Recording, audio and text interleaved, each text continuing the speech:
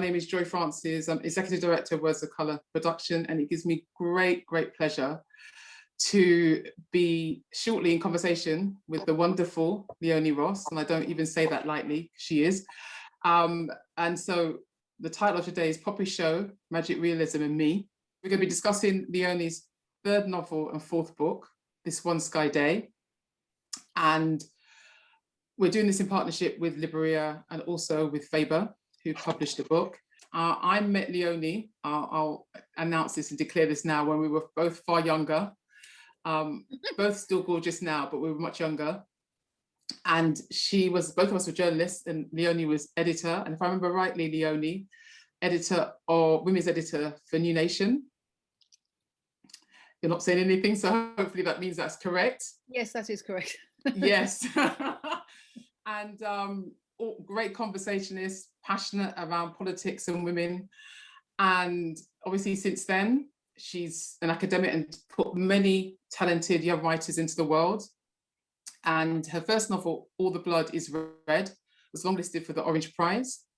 And her second novel, Orange Laughter, was named by Russell Faber magazine as one of the most influential British novels of the last 25 years. I think it's even more now. And also Leonie's first short story collection, Come Let Us Sing Anyway, which I still have ringing in my head. When I took it on holiday, I read it on the beach, and I'd recommend not to read it on the beach. I made too much noises and I was wiggling around too much and drawing too much attention to myself.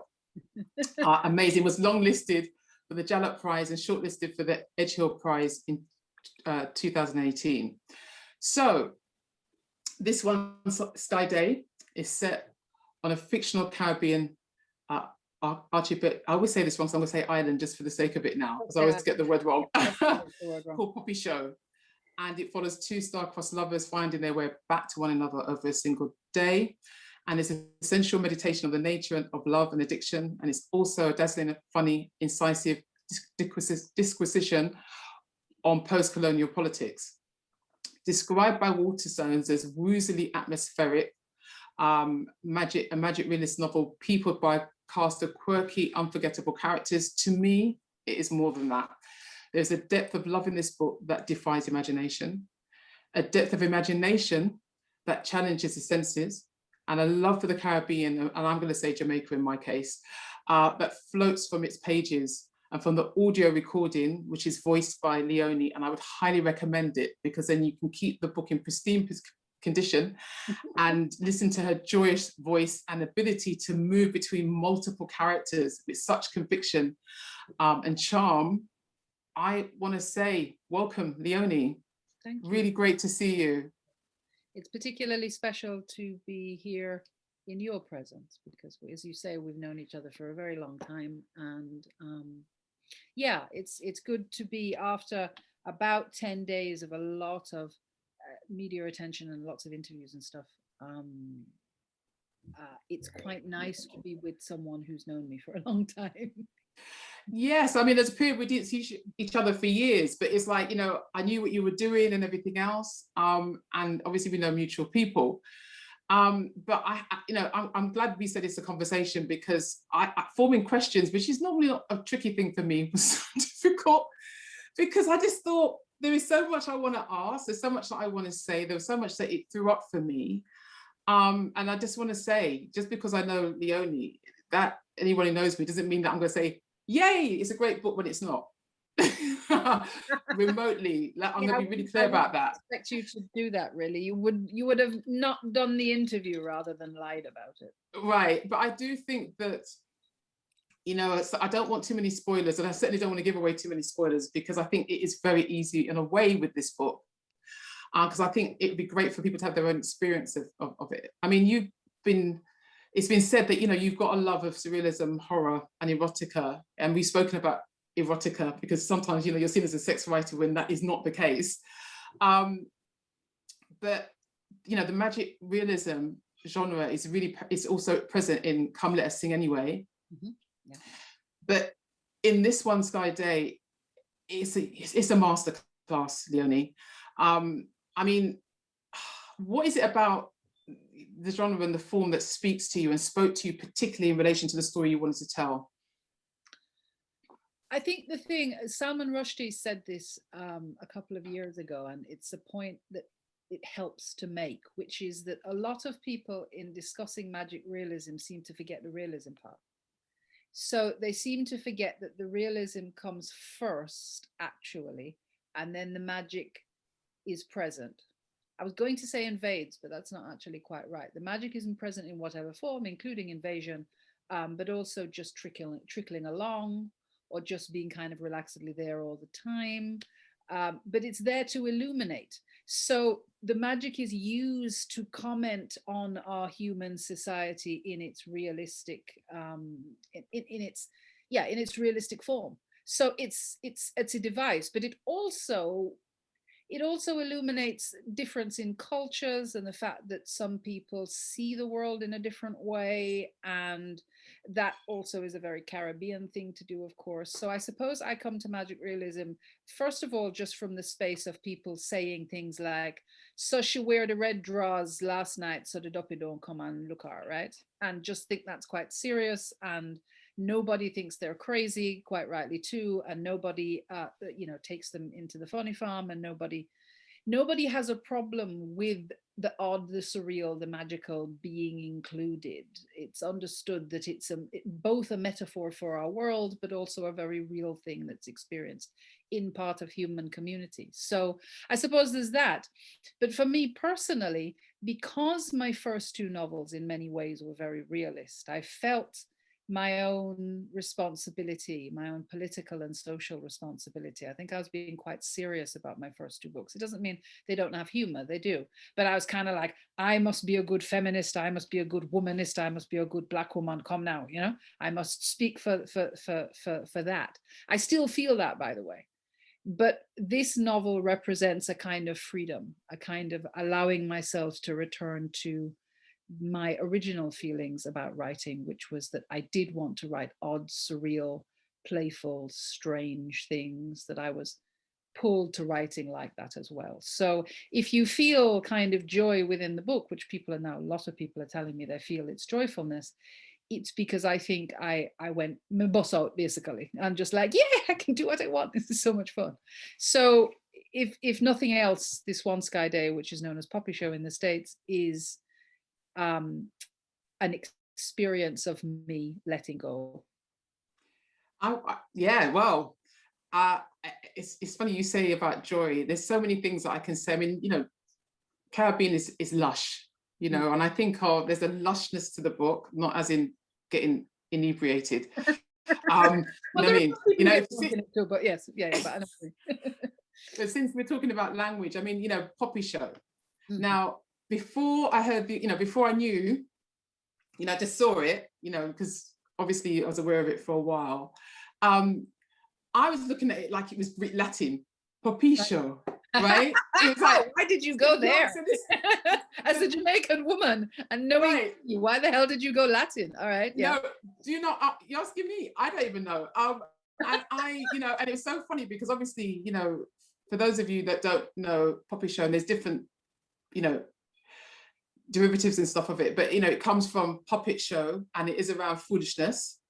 And there's someone taking you for puppet show, making a fool of you, or someone else who's a fool. You see them as such. So I think it's interesting having this title that can maybe confuse people in terms of see it as a place, not pronounce it in the way. It's great because it's taking you on a journey anyway, because how it looks and what it sounds like. But also, I think in terms of my understanding and my family and understanding of Popisho, the book then defies that because it's more than that. It's not a puppy show. Yeah, I mean, there's elements and whatever, but and I know foolishness comes up a lot in the book, as well as another F word, but we'll come to that. Because it feels more wide-ranging than that, and it's an island of magical moth and butterfly eating people who are who are magic, and who make the Marvel universe look lackluster. So but yet it's presented in such a believable way. I mean, your use of language, and like you say, your play on words. So how And also you create, to me, you create your own language in that. So how much of that was a sort of organic, natural process? Which one came first? You know what I mean? In terms of the creation of your own language within this world that is familiar to someone like myself. I think that I think the instincts came first. That again, the capacity to play around and allow anything to come out came first. The book, actually, I haven't said this yet, so in public. So, but there are some people in the audience who said this, who know this. For a long while, it was called. This was its name for a long while. The Inevitability of Stroops, as in the inevitability of kissed it. Okay? So for ages, it was called The Inevitability of Stroops, right? And I kind of thought, that's taking it too far in terms of getting people to understand it. But what it points to is always, I think, a tendency in me to be playful, but also to have in-jokes for Caribbean people. So I know Jamaicans have Popisho, but I also think Trinis have Popisho. So the same principle of kind of the idea of foolishness is a Caribbean thing, right? So I knew that Caribbean people, or I hoped the Caribbean people would see the title in the States, or see that it was the name of the archipelago in the book and just bust out laughing, be like, she called a book Popisho. She really called a book Popisho. Oh my God. Whereas people who didn't recognize it, that was fine. It would just be a word, and it would be a word that was perhaps interesting and rich to them, but they just keep on going. So there is a level to which unapologetically there is a whole heap of in-jokes in this for Caribbean people, for specifically Jamaican people, that other people who are not allies or don't know the Caribbean very well won't recognize. But you absolutely can receive the book. It doesn't stop you from loving and receiving the book. But that's fine. That's fine. Because I know it sounds bad, but not everything is for you, you know? So there are different layers for different people. There are layers for women. There are layers for men. There are layers for addicts. There are layers for people who, you know, remember that experience of losing that thing, that principle of that person who you met and who it wasn't that right time, the one that got away. It's kind of for that as well. So people who want a love story can also have that. So it's kind of working on several levels. In terms of the language, what's happening, I suppose, is I did allow not just the sounds of Jamaica, but the sounds of Caribbean to come through, because there's also lots of Francophone sounds that I really like in the Caribbean. And so I just shift between the two. And there was a point at which I thought the book would never be published. So I may as well please myself.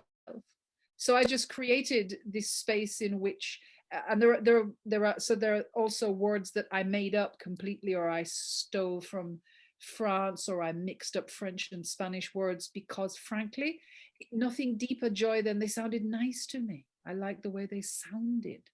Yes. You know, Cheatsy's name, CHSE, is Cheatsy just because I like the sound of Cheatsy. Xavier is Xavier, not Xavier, as I said before. And so a lot of the names of people are chosen because they just made me feel affectionate, and I like the sound of them.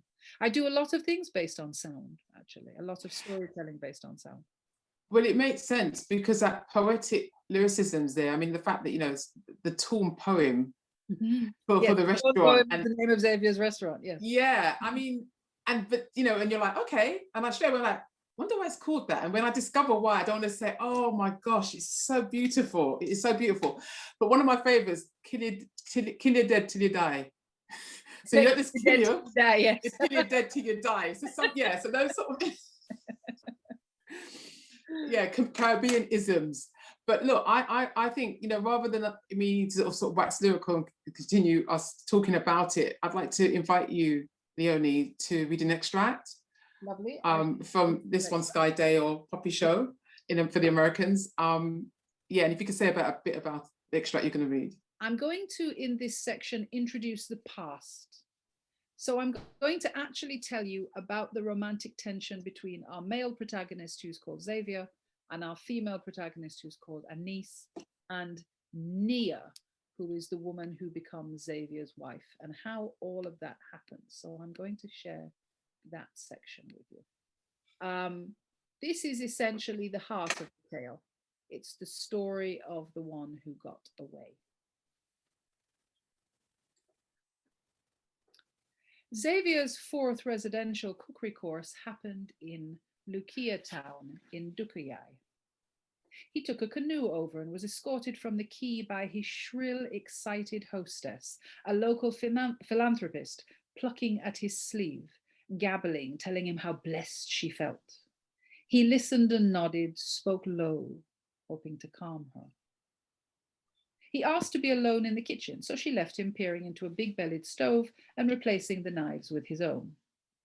He listened to the zip of doctor birds at the window and the peach trees in the wind. He heard someone say, "Sorry, sorry," and looked up with the vague interest you feel when a stranger speaks too loudly. She was bald, and it suited her very well, all the better to appreciate her unexpected eyes. What was that expression? Gentle curiosity? Amusement? He felt a tremendous softening and swallowed to allow it to settle through him. She stood, looking, no obvious blaze of interest or attraction, not even a smile. Bangles rustled and clunked on her strong arms. He'd heard men say they knew the moment they met their wives, and he'd always scorned the notion. "Are you disturbing our guest of honor?" The hostess was back. "No," the bangled woman said. "I'm not disturbing him."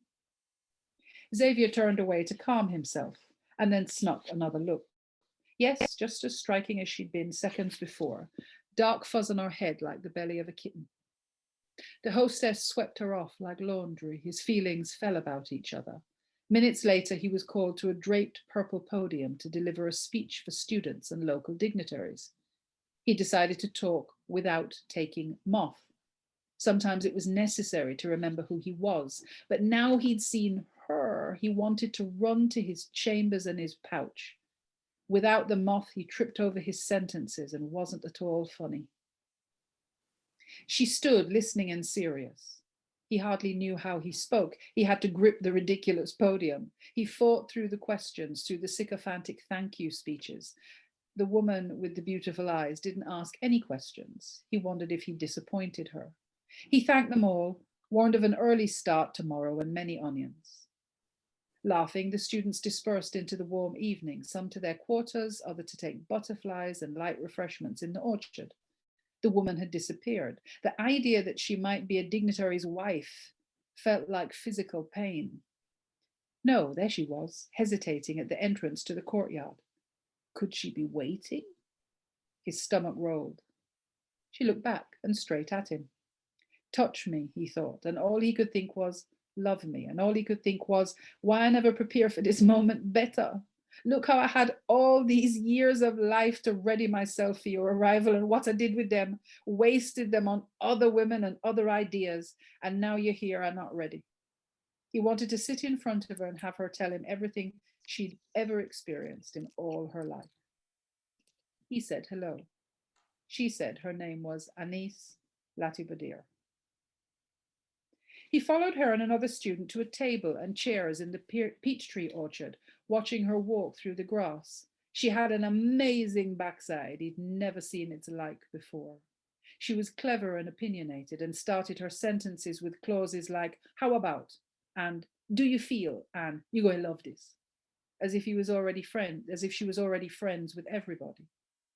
He was slavishly grateful for the opinions they shared and ready to dash away anything he'd ever known in order to properly examine her theories.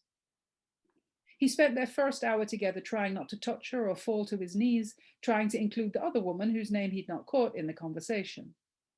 He wanted Anis in his bed, but also he didn't want to do anything but look at her face. Her laughter was unspeakably arousing, like it belonged to three people, a kind of giggle, snort, hoot. Her gaze was steady, open, honest. When the hostess came to draw the women away to the bowls court at the back of the house, your trouble must seen us too long now, come. Anis looked surprised, as if she'd forgotten who he was, or didn't truly know what it meant. Xavier watched them leaving and sat back, astonished that he'd never believed in love. He got up early the next day, took a handful of moth and headed for the kitchen, palms singing. In less than an hour, spices began filtering through the building, vegetables simmering for soup, spoons dripping stock, sticky ginger running out of his palms into cake. glistening, sizzling food and such colours, tasting plates of tiny, moist puddings topped with sugar sculpture, velvet green crisp salads, bloody red coney cleaned and cut down works of art on the sideboard. He hummed as he measured herbs and butter and oil and flour for each student table, rolled pink and purple boiled sweets, deep fried persimmon slices, strings of caramel and drinks thickened with avocado, sorghum, cane. He wanted to show off for her. When the nervous students walked into the kitchen, he was pleased to see Anise clap her hands. Taste it all, he said. It was shocking to find she couldn't cook. It was more than inexperience. This was genuine lack of aptitude. She couldn't tell the difference between the smell of red and black pepper, laughed apologetically when she cut herself chopping root vegetables, burnt a pan and another student in the first 10 minutes. The class stirred, sighing, waiting on her to finish a round of simple tasks. Xavier wanted to bellow at their unkindness and had to decide quickly how to apportion tasks so she didn't hold everybody back. He set her to washing rice, the rest to pastry, felt her gaze on him. Surely her expression was more than that of an attentive student. He was puffed and hopeful until he saw her turning to glaze carrots with the same thoughtfulness. She wore a deep purple robe with yellow spots on it, and her arms were nude, the bangles gone, replaced by lengths of thin red chain in the native way. He tried not to watch her frock tail as it swayed. Dare he assume she wore a flirtatious thigh cuff? He went over and muttered she would have to take off the jewellery to be safe in the kitchen. Anise looked embarrassed. Pardon, Maecenas, she said. He felt a pain in his chest. Someone had spoken to her about etiquette. Xavier, he said. Xavier, she said. Eyes on them.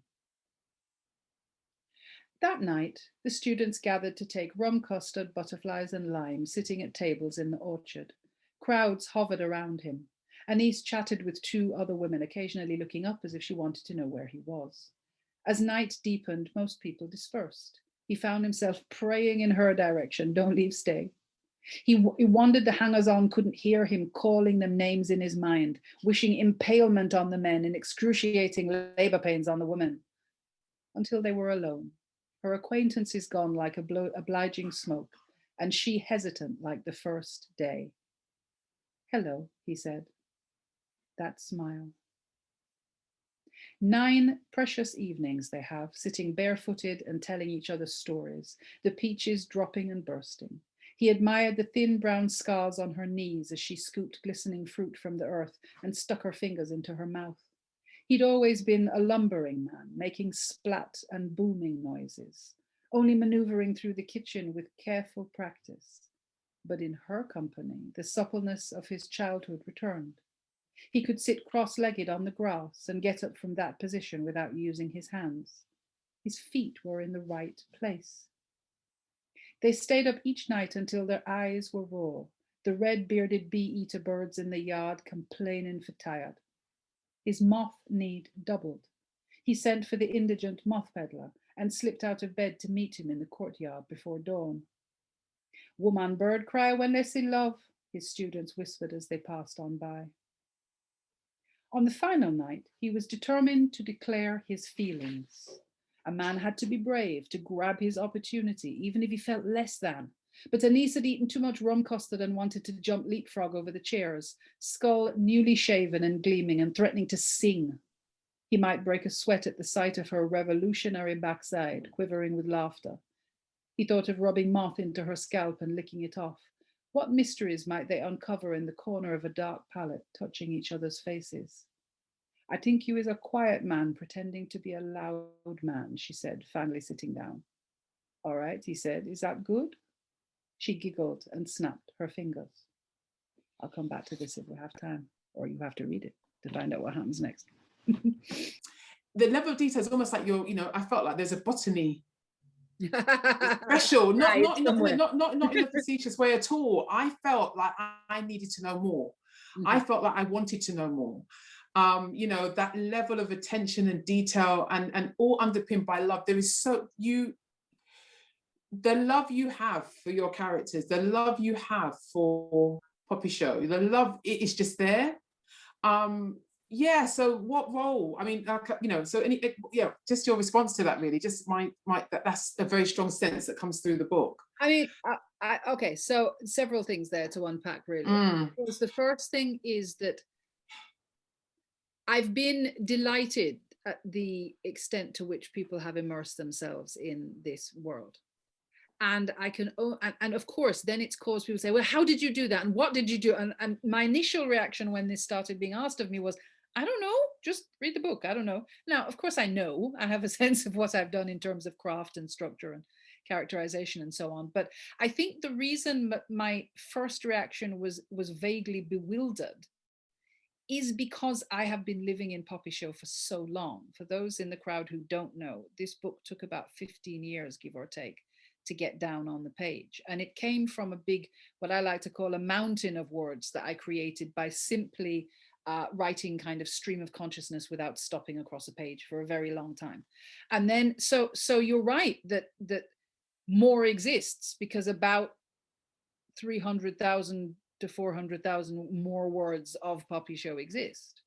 Perhaps the immersion is to do with the level of detail I went into, because for a long time, you know, the book wasn't commissioned, no one was waiting on it, you know, so I would just, you know, write about birds in Popisho for the day, you know, just to amuse myself.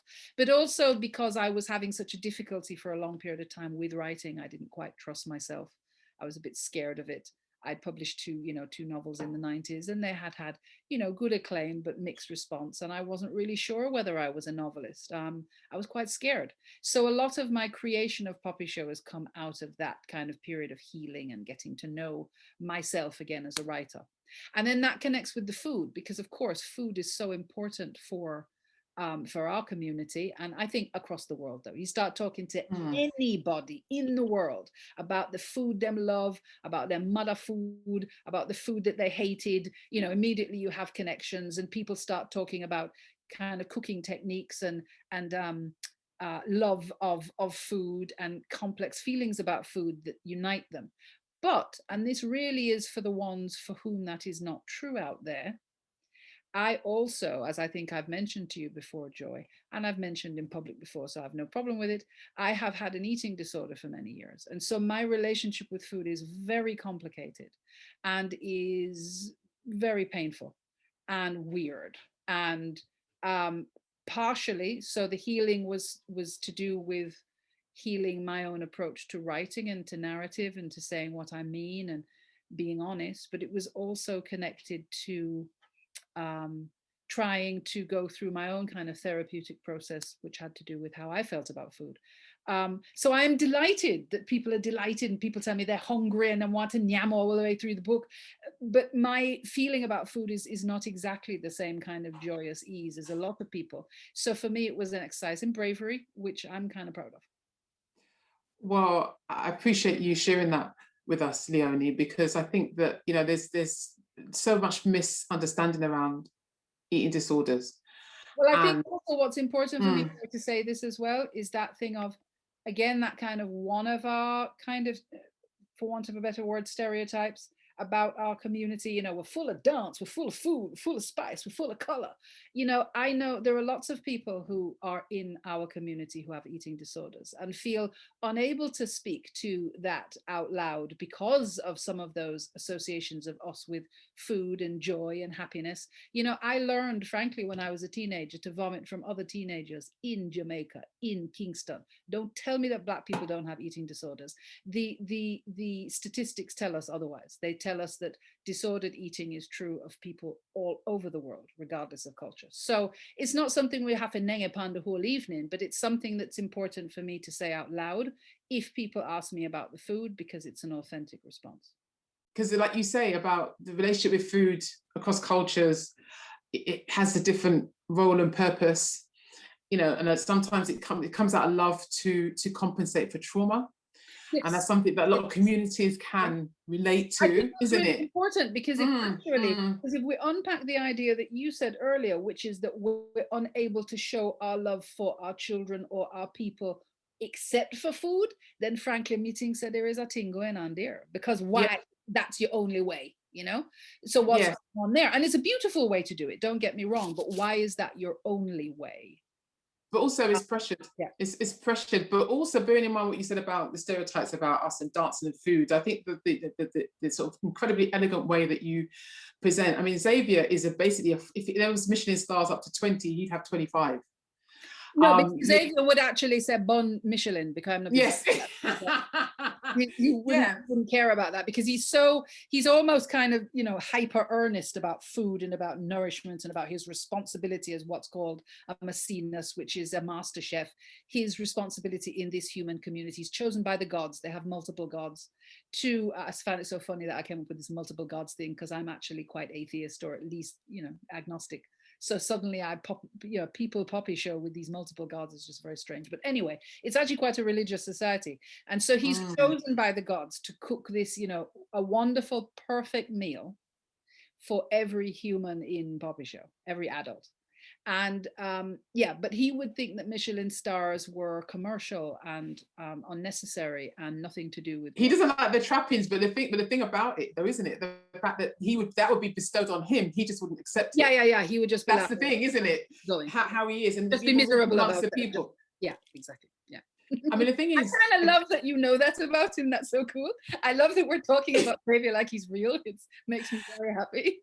But the thing is, you know, Xavier, Santine, Anise, they are real people to me, because when I was reading, I can see my grandma, I can see my dad, I can see my mom, I can see people that I've never met that my parents have spoken about. And that's what I'm saying about the realism within your magic realism, you know, and I can then I can go with you. Yeah. Because the launch pad is familiar. But I think characterization is very, very important, particularly realism. Because you see, the thing is, magic realism is not any joke. It's not like a kind of just performative inclusion of magic in realism just to get attention. Like almost everybody knows now, and forgive me if you don't know, but you'll see this in reviews and stuff. At some point, something dramatic happens to all of the women's bodies in this book, right? And that is not, and yes, your first response, I think people's most response, the first time it happens is you just bust out a big laugh, which was my intention. But my intention was not then to keep you laughing. My intention was to actually ask some very serious questions about our relationships with our bodies and our relationships with our sexuality, and, you know, the society's relationship with women's sexuality in particular. I'm going to give it away. Basically, at one point in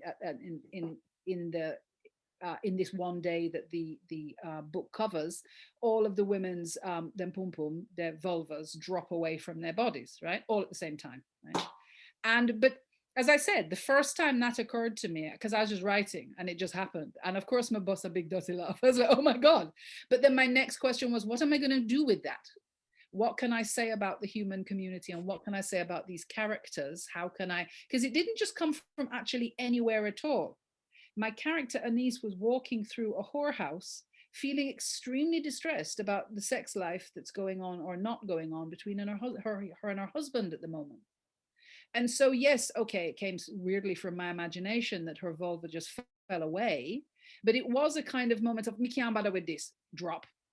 And I said, oh God, now I have my vulva in my hand. What do I make of it? What is it for?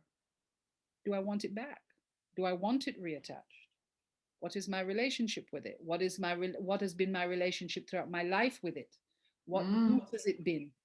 And she meets and speaks to other women about how they also feel, because of course it's happened to everybody, and everybody has a different reaction to how them feel about the fact that you have to, because for me, reattaching it is actually, if you know the thing to do, you just get it, right? You put it back, right? But they all have to kind of experiment, which suggests all kinds of interesting things about who do you trust to help you put back your pum-pum. And if your vulva fell away from your body tomorrow, who, Joy, would you call to help you? Your mother, your lover, your friend? I mean, again, would you want it back, and so on? So this undercuts or underlines the point you were making, which is that the magic is not just a puppet show. The magic is serious business.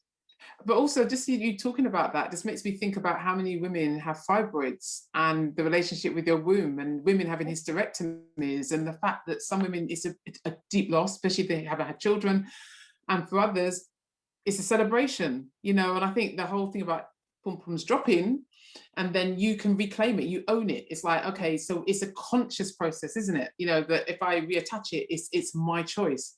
And I mean, you know, women are plentiful in this book, and you know, they're the spiritual heart, you know, the custodians of the cause, you know, the Obia women. The magic of Obia women. Yeah, yes, yeah, the Obia women, you know, and link, you know, the direct connection to the gods, but also the men, you know, are so fully and well drawn too. You know, women have an important role in society, dealing with sexism and everything else, you know, religion, secular religion. But the male characters are not typical, and how you deal with loss and pain, you know, for example, around miscarriages, and just how that's presented is just so magical, but deeply unsettling and deeply mournful as well. Yeah, I just think that the men are not, you know, because a lot of time when you say that, you know, the women are so well drawn, that I think the next assumption is that the men aren't, and the men are as well, you know. And I think the key thing is about the vulnerability. Another thing that, you know, a lot of us are told is a form of weakness, you know, within the Caribbean, but you deal with that vulnerability so, I think, empathetically. Yeah, I mean, I like men, you know, I like them. They have been my good friends for, you know, all my life. And I, you know, I like all men who are not assholes, of course. And so, but also I have a responsibility to a narrative to make sure that all characters are drawn well, are complex, are vulnerable, are strong, are weak, are interesting, are thoughtful, are flawed. You know, to me, the greatest challenge and gift of storytelling is actually finding ways to offer personalities to an audience, to say, here is a man, because our primary character in this is an addict. He's addicted. He takes hallucinogenic moths. He's addicted, which in this country is like heroin, right? I wanted you to fall in love with Xavier for all the reasons that Xavier is lovable, because he is earnest, because he is nourishing, because he is strong, because he is a sweetheart, because he does his best. And also to see him as an addict and see that he spends this entire day, because the book goes across 24 hours, wanting to take moth again. Yes, and I do mean, for those who don't know, moth as in butterfly, moth, yes, moth. So it was really important for me to get at him and his truths. The other primary character in this is a young man called Romanza, who's 19. And Romanza is homeless, deliberately so. He's part of a community that makes themselves homeless because they believe in living on the earth. And he is many, many things, but he is a young man who has left his family to really do homage to the earth, but also to be free in his relationship with his man, because he's gay in a homophobic community. And so he has his own vulnerabilities and fears and so on. And to me, one of the most beautiful relationships in this book, and I love how sometimes I feel like when I talk about this book again, it doesn't feel like it has sometimes anything to do with me. It just came through me. I mean, Toni Morrison has spoken about that. Many artists have spoken about that experience of you feeling like just kind of a vessel for the story. But to me, one of the beautiful relationships in this book is Romanza and Xavier, because Xavier has no children and isn't aware in himself of a need to father, but certainly becomes aware of it in meeting this young man who is very like him and very unlike him. But also Romanza is quite full of a lot of joy. He has sadness, but he's also full of a lot of joy. And he kind of teaches Romanza how to just chill the hell out, you know? So there's something lovely about, and I didn't know that I was going to do that kind of pseudo parenting role and relationship, but that's the way it came out. And it's funny because, you know, like I keep being at the Black Love Project because you're a great supporter of that, you know, a project that we developed and was based on a survey of 900 Black Britons about all types of relationships. And one of the sort of, I think, surprising parts of it was around parents and relationship with parents. And, you know, even though we wanted to go down different directions, that's always came back to that. Yes. And I think another thing I think that's important about your book, Leonie, is that you show that we are lovable and we are loved and we love. Because you know, even sometimes, you know, through our stern words, the love and the commitment and the loyalty is there. Do you know what I mean? And the patience. And I think that's made me fall in love with us.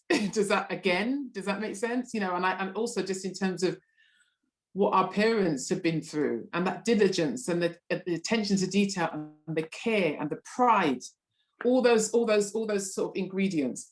I want to offer everyone this, because I'm going to ask Leonie a question in a minute, but in that time, please, any questions that you have, please put them in the chat, and we'll present them to Leonie. And I think what's important here is, you know, hearing Leonie is 51. You know, when you think about how the stories that are coming through us as women in our prime, maybe not society's version of prime, but in our prime, and a commitment over 15 years, which is just in the book. I mean, it's there's no question about it, it's there. I mean, what got you on this journey of writing, Leonie? Because you've been a journalist, an academic, you know, a writer, like you said, with different experiences, not all of them positive. Yeah, what actually got you into this space, into this career? I mean, I think career different from space, I suppose. I mean, I always wanted to be a writer. I have two artist, creative people as parents who certainly did me the kind of favor, the advantage of not saying to me I couldn't be an artist. There was no sense of get a real job, you know, this is foolishness. I mean, my mother's a kind of, you know, an activist and a journalist and an editor, and my father is has been an animator and has been a concept artist and so on. And so for them, it was kind of, I think, a sense of what is she going to be? You know, is she going to be an artist? She can be a writer? She can be both, you know?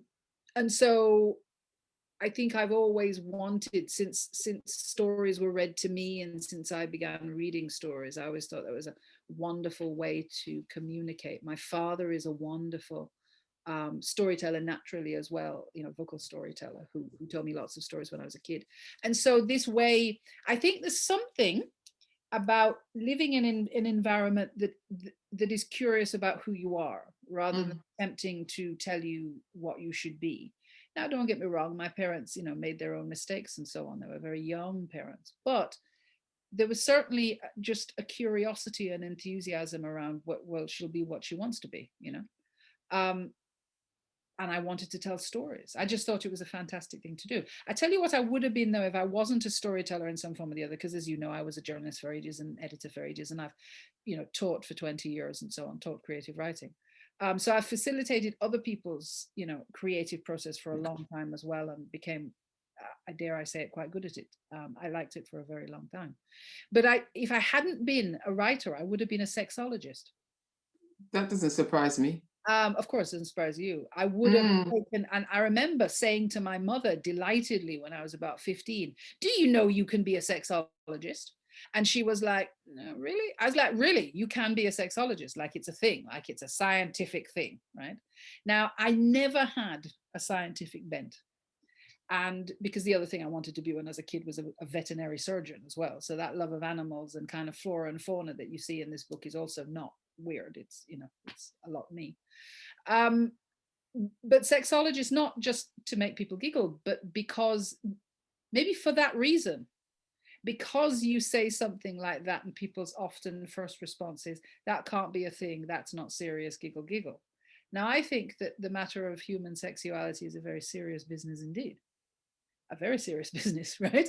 One that, you know, that can be both from loving and miraculous to traumatic. Studying such a thing and writing about such a thing, which is the best I could do since I wasn't a scientist, seems to me to be a profound task of love, but very important to do as well. And I'm going to go to some, thank you, Leonie. I'm going to go to some questions. Marissa asks, what advice would you give to a young writer from the diaspora who wants to write a fantasy based in the Caribbean? You know, I've been to Central America, but never to ancestral places like Barbados, where I'm from. Would you say I would need to go there to write from a real place? Thanks, Marissa. I mean, thank you very much, Marissa. I mean, my feeling about that, you know, highly subjective. I will say this, it's just my opinion. But if you haven't been to a place and you're going to write about it, I think you're in trouble. I think for anything, whatever the genre is, whether it's realism or fantasy, just checking the question to make sure I've been to Central America, never to Central. Yeah, I would say go, because or don't write about Barbados. And I know there are people who disagree with me on this, and that's absolutely fine. But I'm not in the I'm not among those people who think that, oh, you can't just write about anything because you want to. Sure, you can. Absolutely, you can write about anything because you want to. But if you want to write about it in a specific and detailed and gorgeous way, which I'm sure you do, Marissa, then I think that you need to write about things that you've seen and smelled and felt, and the textures that you know and the sounds that you know. And it's not just about making it up.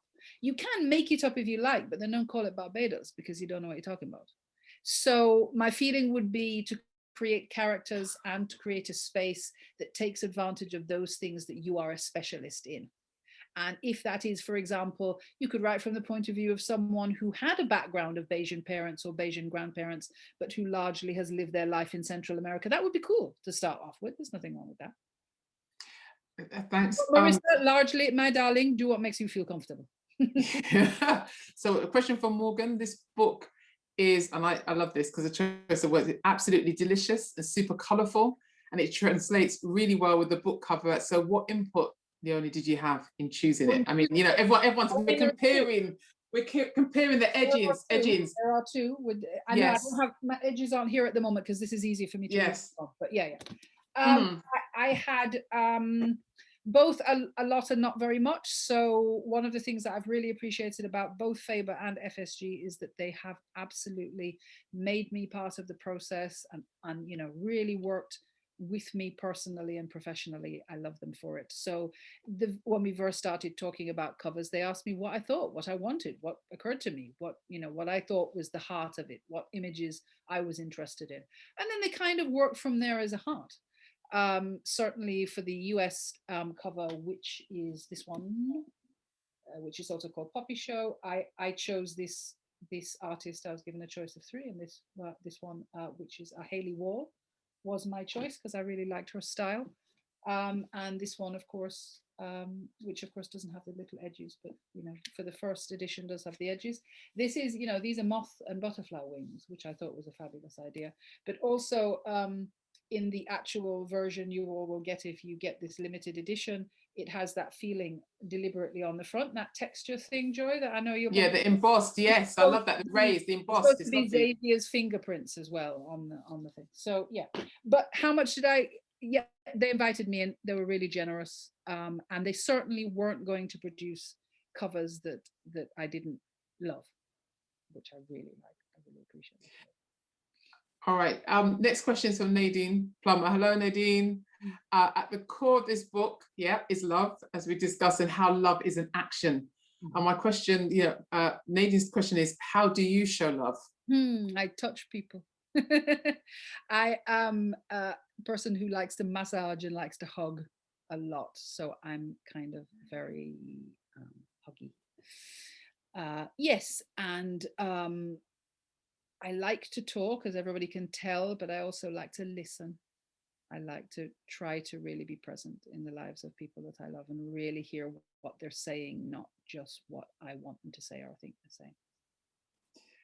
Laura, ask a question here. How would you advise someone like her who's got the book and she's reading it? She's read about 40 pages and acknowledges its richness, its complexity, but also that she's rereading lots of passages several times over, which is not necessarily a bad thing, it's a good thing. Reading the book. Oh, Laura, anyway you want to, honey. I mean, some people have read it very fast. Some people have read it like slowly and don't want it to end, which makes me laugh a lot. Of course, as the author, I want you to read every word, because I don't think it works as well if you don't read every word. I don't think it lends itself, Laura, to a kind of fast and careless reading. I think you have to concentrate. But I think it does lend itself to a fast reading if you're concentrating.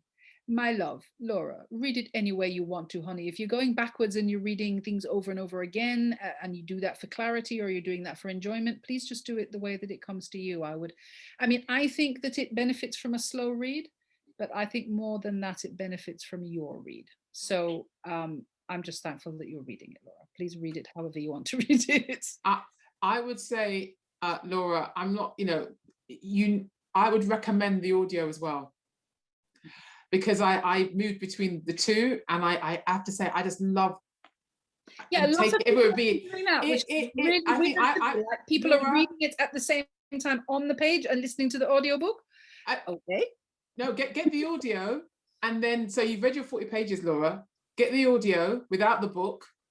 Get your headphones when they're good. Sit down, and yeah, that's what I'd recommend, because that's what I found that I'm actually enjoying. I love hearing you read it. It just gives a whole different dimension to it. So thanks so much, Laura. Lloyd's question, was this One Sky Day a concerted effort to explore what magic realism can offer to the political in storytelling? And was the experience of crafting your novel different from your previous work? I suppose, yes, because I think of magic realism as a political form. Political, if political is to do with power, Lloyd. There are many things going on in this book that I hope are kind of nuanced and low key, but get people's attention. Things like this is a nation, an archipelago that's never been colonized. There have never been any slaves in Popisho, which is particularly important then, I think, for the way that the psychology of this community has developed over time. I think it's also very political that it's the women that hold the power, because the Obia women have the power in the community because they are, as we say, curating the magic. So that's deliberate. I do also think that when you are forced, like you are in any magic realism, to accept the magic. A good example that I heard someone say, and that I've been saying ever since, is, can you imagine walking through a garden with a child? Imagine a mother with their child, and the child has an ice cream cone, and the ice cream cone is melting. The ice cream cone's melting down the child's wrist, but then it keeps going up and down again and up and down again. In magic realism, the mother will simply see this strange behavior of the ice cream and just see it as a kind of metaphor for the child's emotional experiences in that moment. If the mother instead goes, oh my God, why is the ice cream doing that? And kind of calls journalists and calls scientists and holds a press conference, then we have a bad Hollywood movie. It's not magic realism at all. And so the essence of magic realism is in the reaction. And I think what happens is that magic realism asks us, if we do balk at the magic, so we hit that ice cream cone and go, well, this is not right. Well, this needs to be explained. This needs to be explored. If that's your response, that's actually a question around power. That's a question around the ways that you give value to things. You only give value to the scientific method. And believe me, in these times, I'm a scientist. Please, everybody go and get vaccinated. I am. But also to understand that next to the science lies the magic. And that if your response is to immediately question and push against not the science, but the magic, then what do you value? What kind of community do you value? What culture do you value? So I think that magic realism explores all of those ideas and invites us to ask ourselves about what we value, what we think is true, and how we run our societies. So all of that, I think, is very political. Which is why when I was reading it, and particularly, I think, Xavier, and, just how people approach being a consumer of his dreamlike food, and the fact there's a singular experience, you go in individually, so if you see appearing, it's like it's really unusual. And that makes me think, obviously, like in terms of COVID and in relation with food during COVID and going out to restaurants and being separated, you're with people but you're alone. It really struck me. Jane has asked favorite writers. Always Toni Morrison and Marquez. That is the most obvious ones. They're the grandparents of my consciousness, and they are people who have given me permission to be this. Love them. But also the less obvious, Jean Toomer, Sherwood Anderson. They're both short storytellers who I adore and who I think are astonishingly beautiful. If we're looking at more contemporary work, recently I'm just in love with Niven Govindan. I keep saying that all over the place. I'm in love with Nikesh Shukla. I'm in love with Musa Okwanga. So there, and Irenis and Okoje always, oh Mm. my God, like she makes me jealous. She's so weird, right? And to me, that's an utter compliment. Like I keep telling Irenis that just every time I see her, I just want to beat her around the head because every time I read something she writes, I just have to up my game. I'm like, this is just, her mind is astonishing. I mean, you know, anyway, I could go on about Irenis all day. So those are some of my favorite writers. Well, you know, I've worked with, interviewed, collaborate. She was our first writer in residence. Absolutely amazing, like you say. I think you two doing something for TV would be brilliant. I think I mean, we've done several things before, but I would love to do something else. Move on, Black Mirror. Yeah, I mean, Carol Russell. Hi, Carol. Do you understand your process as a writer more and more with each novel and short story that you write? Yes. There is no question in my mind that this is a game that takes practice, that actually you learn how to write in the writing. You don't learn how to write sitting down thinking about writing, or rather, that's part of the process, but really only the smallest part. That it really is a art form that benefits from the doing on the page. You find out who you are. With every sentence, not even just every story or every novel. I mean, I still feel very inexperienced as a novelist because this is only novel number 3, whereas I don't know how many short stories I've published, but there are quite a few of them. So I feel kind of more confident in that form. And I don't think that's odd because I've just done it more. It's like anything else. If you dance a certain dance more, you get better at it. So yes, and I'm becoming more confident, which I think is really important for women to think about, you know. Really 20 years ago I was thinking of giving up, never doing it again, never bothering, thinking it was okay, you know, but not anything, nothing to write home about, nothing to New York Times about, you know what I mean? So and now I feel like when I come to the page I can speak to myself both kindly and with a certain amount of craft wisdom behind it. I know what I need to know now to love the page, but also to utilize it well. I've got another question, but I want to come back to Nadine's question about love. And it just popped into my head, so I'm going to say it. I mean, has writing this book and this whole process, has it made you fall in love with yourself more? Yes. Yeah. So thank you, Leonie. I also just want to say to you, because the thing for me about Popisho or This One Sky Day is that you are giving international audience a beautiful, generous, elegant, unapologetic entree to who we are, I think. And, you know, and also an insight into who they are. And so, yeah, so look, I no, seriously, I think so. I think so. So now you're gonna make me start now. And that's why I said to you and that's just how I am, because it reminds me, because you know, when I had a really, you know, my mom is a great baker, and that's another thing. My mom baked before all this pressure cooker business, all these chefs were doing. My mom was doing it ages ago. Sushi, when I thought, you put a dead fish on my table, what is wrong with you? You know, and she was learning about sushi. So my taste in food is so broad because of my Jamaican mother, who came from Jamaica here and only really started to travel in her 40s. But yet she got the books and she cooked the food. Yeah. And, you know, and we had discussions about it. So I think that, you know, like I said, this is like, it's like A Portable Paradise by Roger Robinson. There is something about what you have done and what he's done, and even Bernadine, where you want to sit your parents, if they're alive, down, whether you get on with them or not, and read to them.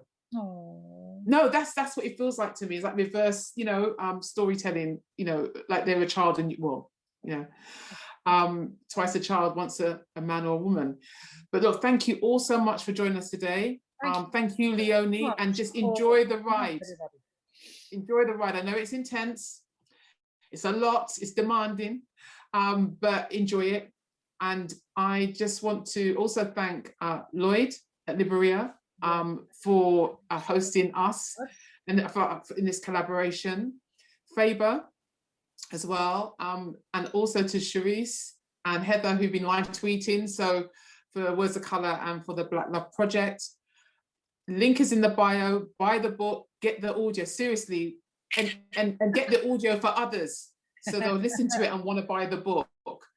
And yeah, so thank you, and thank you for, at the end of 15 years, deciding to let us be in a position to savor the book. I will forevermore have no words for how freaked out and delighted I am that it's real and that all of you are living in my head. It is just amazing. So thank you. I just want to thank you, Leonie. Lots of love. And too, and Lloyd, is there anything you want to say about, just in terms of the book and anything else? I'm going to make this quite quick because it's quite raucousy outside. But I just want to thank you. Raucous outside? What's happening? It looks like a truckload of people have just emptied out onto the street. But just thank you for this. It's been an absolute joy. Just to listen to such an enriching discussion. Yeah, thank you. Everyone, you can buy the book from Liberia's online shop with 20% discount. Yes, get the discount. I just get money, so it's fine. Yeah, the signed book plates as well. So you know they're on a limited run, but yeah, just cop a copy, enjoy reading it, rereading it, and yeah, thank you everyone for joining us.